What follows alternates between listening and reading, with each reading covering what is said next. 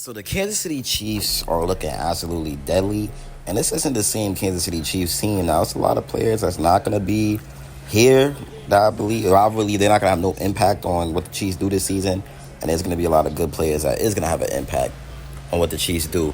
So let's talk about some Kansas City Chiefs players that literally went missing throughout training camp. Now, the first player is McCole Hardman. McCole, he was with the Chiefs from 2019 through 2022. He signed with the New York Jets in free agency last year. He played just 5 games with the Gang Green, but he hardly even saw the field. He ended up requesting a trade, and we know he ended up back with the Kansas City Chiefs. Obviously, he had that game-winning touchdown during the Super Bowl, so the Chiefs ended up re-signing him. And now he's competing with receivers like Sky Moore for one of the final spots at receiver. And he hasn't really been making no noise at training camp at all, which is obviously kind of an issue because we would expect a guy like McCole Hardman to, be making some type of impact. And the next player is Irv Smith Jr. He hasn't really been doing anything. He was seen as a potential receiving threat at tight end, but the concern with him is his size, 6'2", 240 pounds. He's built like a fullback rather than a tight end. But the Kansas City Chiefs still signed him to a contract, and he's supposed to, do something this year because this could be Irv Smith's final chance in the NFL, to be honest with you. So signing with the Chiefs is definitely a smart move on his end because we know that Andy Reid knows how to get the most out of everyone on offense. But the problem is there's just a lot of talented tight ends on his team, man. And Smith, he just hasn't done enough to turn heads. He's not even making any type of headlines at training camp. And you got Clyde Edwards-Helaire, who's another player that hasn't really done much at training camp at all. So I don't really know how it's going to work with them guys. Preseason is soon. That's August 10th. We're not too far away from the preseason games. 4 more days until the preseason. 4 more days until we get to see what the guys do. Can't wait for that game, to be honest with you, man. It's going to be very, very fun. I literally cannot wait at all. There's a lot of things the Chiefs are going to be definitely focusing on this year. And one area of team focus throughout training camp this whole time is red zone efficiency, where the Chiefs, they finished just 19th in 2023.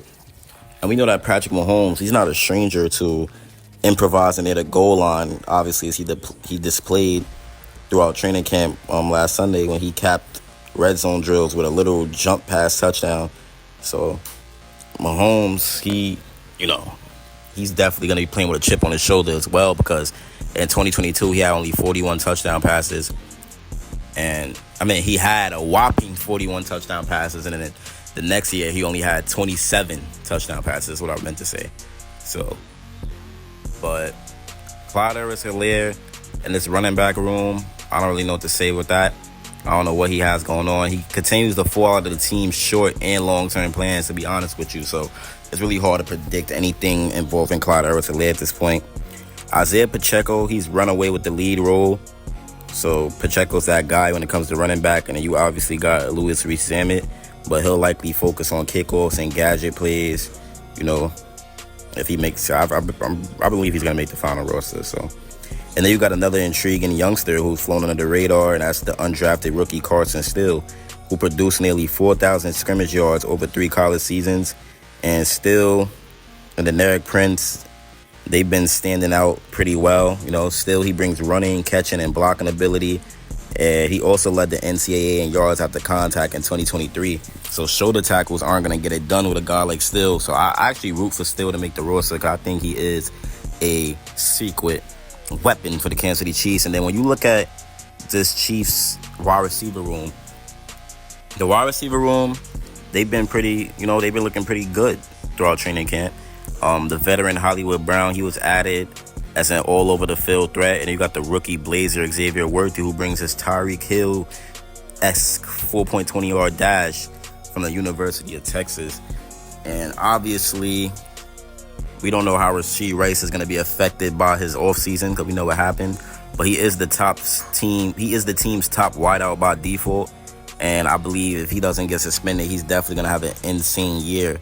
Now, Mahomes, he's been focused on learning and establishing timing with his new weapons. Last week, he was happy about Brown's ability to win on all field levels. While much of the league obviously views Brown as a journeyman, he's still 25. He's still ascending as an athlete. And quote, Mahomes said he's just getting better and better. And Mahomes also sees impressive all-around ability, not just foot speed from Worthy. Quote, I mean, you all saw the catch that went viral. That's what Patrick Mahomes said. Would quote, but just running routes and doing all different types of stuff. He's another guy that's not just a speed guy, but someone that plays tough and runs great routes.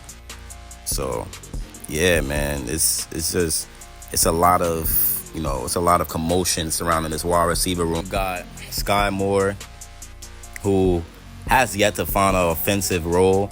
I mean, he's facing an uphill battle to even stick on a roster. He's fighting for situational snaps with McCole Hardman. And you got Justin Watson, Kadarius Toney, Justin Ross, and Nico Remigio. You got some others, man. So, and then when you come to the tight end room, unbelievable. Jared Wiley, he looks amazing.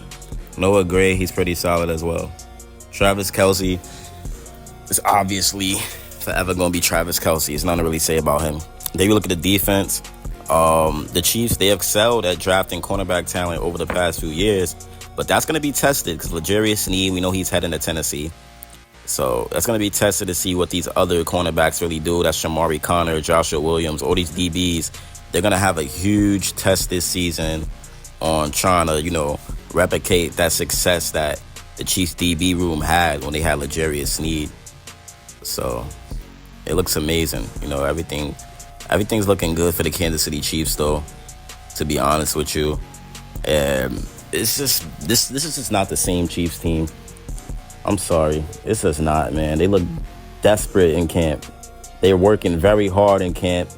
Like, they're literally doing all it takes to be them guys. Them guys to three-peat. Them first guys to ever three-peat. And it look like they might actually have what it takes. And they have a very big shot at three-peating. To be honest with you, they have a very, very big shot at three-peating. I could definitely see it happening. Like, I'm not going to say it's a guarantee, but shoot, sometimes it feels guaranteed. Being real.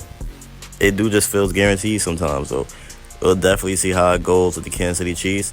We'll continue to monitor this three-peat situation. And if you're a Chiefs fan, you got to be ready. You got to be happy. And you got to want this to happen, man. I want it to happen. I can't wait for it to happen. And I know that three-peat going to feed families, but if y'all enjoyed this video, like and subscribe. It's me, your boy Chiefs Priority. You know what to do. Turn on the bell. Let me know what y'all think about this video in the comments. Let me know if y'all agree with everything I said. It's me, your boy, and I'm out, man. Peace.